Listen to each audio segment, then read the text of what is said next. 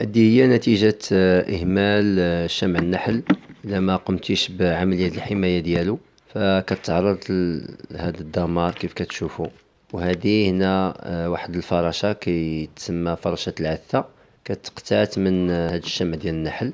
دوك العيون السداسية ديال النحل اللي كيف كتشوفوا كتبيض فيهم، وكدير واحد الشبكة عنكبوتية فوق منها وكتغطيها باش كتحميها من اي حشرات خصوصا النحل. من بعد منين ديك البيضه كتفقس كتولي يرقه، من بعد كتولي يرقه كتولي دوده، من بعد كتولي فراشه. فاليوم ان شاء الله جيتكم بواحد الطريقه اللي هي مجربه وجيده وفعالة 100% من أجل حماية شمع النحل من هذه الفراشة.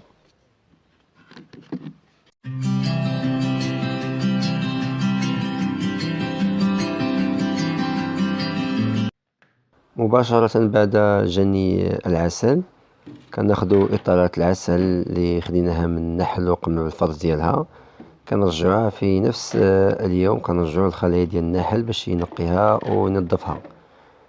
من بعد ذلك الغد ليه كناخد هذوك الخلايا اللي رجعناها للنحل، وهما اللي كناخدوهم اللي غنقومو بهاد العملية اللي غنوضعوهم في الفريزر ولا في المجمد. وكاين هناك واحد الشرط، الخلايا اللي خصنا ناخدوهم خصو يكونوا غير ديال العسل فقط.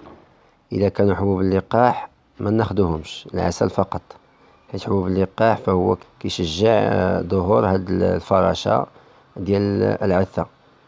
كيف قلنا كناخدو هاد الاطارات ديال العسل من بعد ما كينقيهم النحل وكنوضعوهم في الفريزر او المجمد، وكنخليهم واحد 48 ساعة. 48 ساعة فهي مدة كافية من أجل القضاء على البيض ديال هاد الفراشة ديال العتة، من أجل القضاء على البيض واليرقات. من بعد ما كدوز ديك المدة 48 ساعة كنجمعوهم في شكل 4 الإطارات أو 3 الإطارات. كنقومو بجمعهم بواحد السكوتش ولا قنب صغيرة باش ما يلتصقوش مع بعضياتهم كيف كتشوفوا هنا في الصورة. من بعد ملي كنقومو بهاد العملية هادي كنوضعوهم في خناشي ديال لونسيلاج، كيكونوا كحلين وكيكونوا صلبين قاصحين، يعني ماشي دغيا غتشرق، يعني قاصحين، حيت الا اون فوا تشرق فهو غتولي ديك الساعة سهل الاختراق ديال هاد الشمع النحل من طرف هاد الفراشة هادي، يعني انها كتكون قاصحة، يعني ما يقدرش يدخل ليها حتى شي حاجة، كتكون صعبة انها تمزق. لذلك كنفضل انا هاد الخناشي ديال لونسيلاج، وكنوضع 4 على 4 تقريبا، راه كتهز واحد 4 ديال الصفوف، يعني واحد 16 الإطار.